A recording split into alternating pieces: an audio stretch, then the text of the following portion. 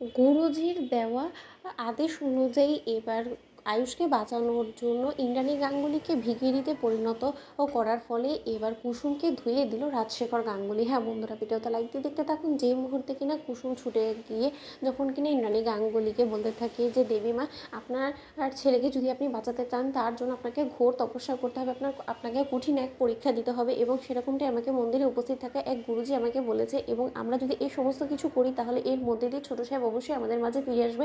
ছোটো সাহেব আমাদের এই ব্রতে অবশ্যই সাড়া দেবে, সে আমাকে এটা চ্যালেঞ্জ করে বলেছে। ঠিক সেই মুহূর্তেই যখন কিনা ইন্দ্রাণী গাঙ্গুলি বলতে থাকে যে তাহলে গুরুজি কী বলেছে সেটা আমাকে বলো, চুপ করে থাকবে না কুসুম, বলো আমাকে। ঠিক সেই মুহূর্তে মিনাক্ষী বলতে থাকে যে এই মেয়ে, এমন কোনো কিছু আবার বলে বসো না যেটা কিনা দিদির পক্ষে একদমই অসম্ভব, কারণ আমি বেশ বুঝতে পারছি যে তুমি যে পরিমাণে ধরিবাজ একটা মেয়ে, তুমি ঠিকই দিদির এই অসহায়ত্ব সুযোগটাকে কাজে লাগিয়ে তুমি কিছু একটা দিদিকে দিয়ে করানোর চেষ্টা করবে, কারণ তুমি তো খুব ভালো করে জানো যে এই অবস্থায় দিদি তোমাকে যেহেতু বলেই ফেলেছে যে তুমি যেটা বলবে সেটাই দিদি করবে, তাহলে তো তুমি বুঝেইছো যে দিদি অবশ্যই তোমার সকল শর্তে রাজি হয়ে যাবে। কিন্তু একটা কথা বলে দিচ্ছি, যদি শর্তটা মানার মতো না হয় তাহলে কিন্তু এক্ষুনি তোমাকে ঘাট ধাক্কা দিয়ে বাড়ি থেকে জাস্ট বের করে দেবো। ঠিক সেই মুহূর্তে ইন্দ্রাণী গাঙ্গুলি যখন বলতে থাকে যে বলো না কুসুম, কী বলেছে গুরুজি। ঠিক সেই মুহূর্তে ইন্দ্রাণী গাঙ্গুলিকে যখন কিনা কুসুম বলতে থাকে যে দেবীমা, গুরুজি আমাকে বলেছে যে আপনাকে আপনার নাম যশ খ্যাতি সব কিছুকে ভুলে সব কিছু ত্যাগ করে আপনাকে রীতিমতো ভিখিরির মতন 11টি লোকের বাড়িতে গিয়ে তাদের দোরগোড়ায় দাঁড়িয়ে হাত পেতে তাদের কাছ থেকে ভিক্ষে করতে হবে এবং সেই ভিক্ষের টাকা দিয়ে রীতিমতো আপনাকে মন্দিরে সকলের জন্য প্রসাদ রান্না করতে হবে নিজ হাতে এবং এই সমস্ত কিছু করার পরবর্তীতে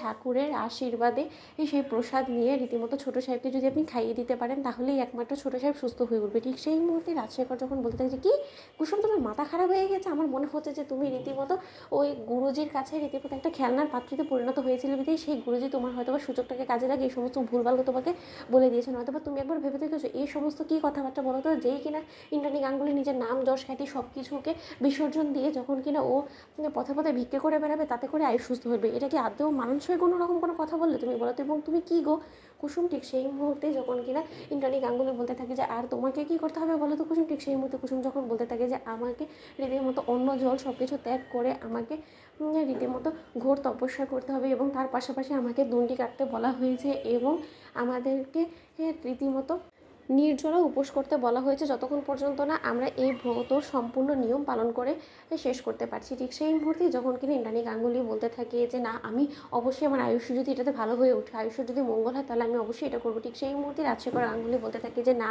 ইন্দ্রাণী, আমি তোমাকে বারণ করছি কুসুম, এছাড়া যদি অন্য কোনো পথ থাকে তাহলে তুমি সেটা বলতে পারো, নয়তো বা এই সমস্ত কাজ অন্তত আমি ইন্দ্রাণীকে করতে দেবো না। এবং তুমি ইন্দ্রাণী এই অসহায়তার সুযোগটাকে কাজে লাগিয়ে তুমি ইন্দ্রাণীকে পথে ভিখিরিতে পরিণত করে তুমি কি তোমার স্ট্যান্ডার্ডে মেলানোর চেষ্টা করছো? শোনো কুসুম, এই সমস্ত কিছু করে তুমি কিন্তু পার পাবে না। তোমাদের একদম সেটা সাবস্ক্রাইব করো।